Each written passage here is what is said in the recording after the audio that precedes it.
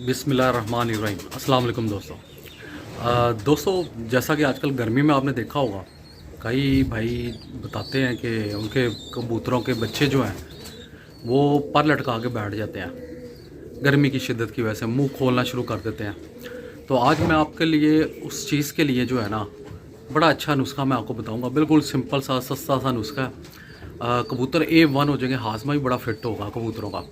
और इन दिनों बस एहतियात ये करनी होती है कि बारिश के मौसम में नहीं देना, कोई ठंडा सा हल्का सा भी मौसम हो ना उसमें नहीं देना आपने।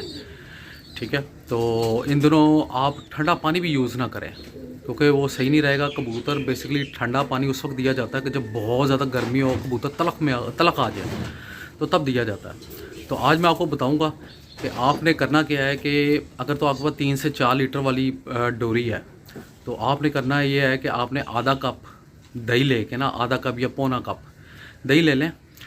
उसमें आप ना ज़ीरा, मामूली सी चुटकी या 1 टीस्पून जैसे छोटी चमची होती है वो लेके, काला ज़ीरा लेना है आपने, सफ़ेद ज़ीरा नहीं लेना।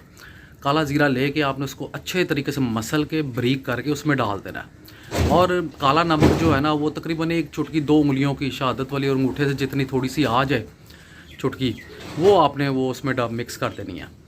तो इसको अच्छे तरीके से फेंट लेना है। फेंट के आपने करना क्या है कि जो आपकी डोरियाँ जो भी है, आपने वो पूरी भर के उसमें ये मिक्स कर देना है। 2-3 दिन पिलाएं तो आप देखिएगा रिज़ल्ट क्या आता है। शानदार रिज़ल्ट आएगा। कोई ठंडा पानी की देने की ज़रूरत नहीं। बच्चों के हाजमे ठीक हो जाएंगे, जो कुंदे लटकाते हैं वो ठीक हो जाएंगे। तो ये मैंने कहा कि मौसम के हिसाब से आपको वीडियो मैं बनाता हूँ, तो सबसे बेहतरीन चीज़ है। अव्वल तो जो उड़ा हुआ कबूतर होता है उसको भी हम जब वापस आता है गर्मी में, तो उसको पानी के दही का पानी उसको मिक्स करके देते हैं। तो इसमें पनीर भी मिक्स होता है। ठीक है, पनीर भी हम इसको दही का अलहदा करते हैं। तो ये है कि ये नुकसानदेह चीज़ नहीं है, ये बहुत अच्छी चीज़ है हाजमे के लिए। और इस मौसमों के हिसाब से, जो गर्मी का मौसम जितना भी चले, आपने यही चीज़ देनी है, ठंडा पानी नहीं देना। तो इंशाल्लाह आप देखेंगे रिज़ल्ट, आपको बहुत फ़ायदा होगा। बहुत बहुत शुक्रिया।